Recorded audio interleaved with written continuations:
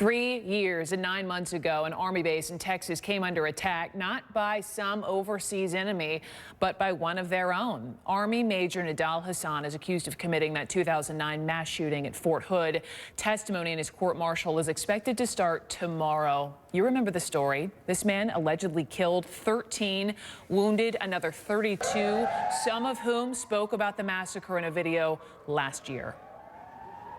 The first round of bullets, one hit me in the chest. I had to go down to the ground to get cover, and I obviously couldn't breathe because I had been shot. And then all of a sudden, like, everybody just starts freaking out and panicking.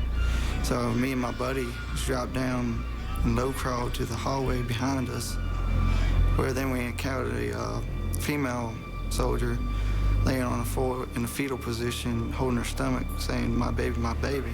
But it's the look on his face while he was shooting. It wasn't a battle cry, it wasn't a grimace, it wasn't a smirk.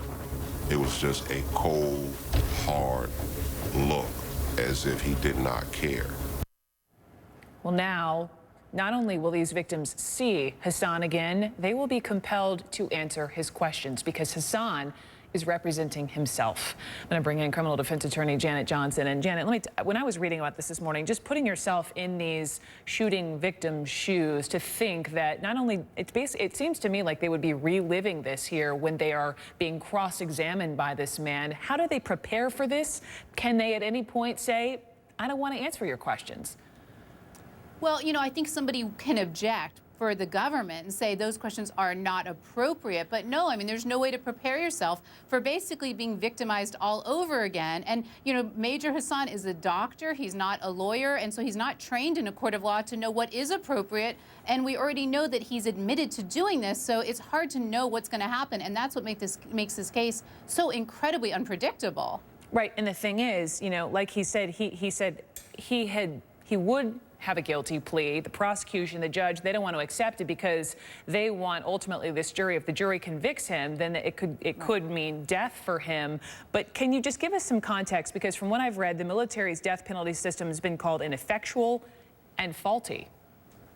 Well, it's been 50 years since somebody was executed, and that was someone who raped and murdered a little girl, and there's been people on death row. One guy has been there since 1989, so most people think that the odds of him being executed are very slim because of appeal after appeal, and certainly representing himself is a whole avenue for appeal that he's leaving open by doing this. But, you know, I guess they want on the table the possibility of a death sentence, and if he pleads, that is off the table. He tried to get that deal, but he couldn't get it. When have you ever heard of someone in a situation like this representing him or herself? Well, you hear about people representing themselves all the time, but for a military capital punishment case, this is unprecedented. And this is a guy who has dismissed lawyer after lawyer. He's already recused a judge, and he spent a lot of the last 4 years litigating whether he could wear a beard in military court because he is a member of the military. He won that, so he will be bearded, but he's in a wheelchair. He had to have special facilities built just so he could have a study, a place to have a library near the courthouse. So it is an extraordinary case, but I suspect one that will end up with a guilty verdict because he basically has admitted in his one defense that he was doing this to protect the Taliban. The judge already said she won't allow that.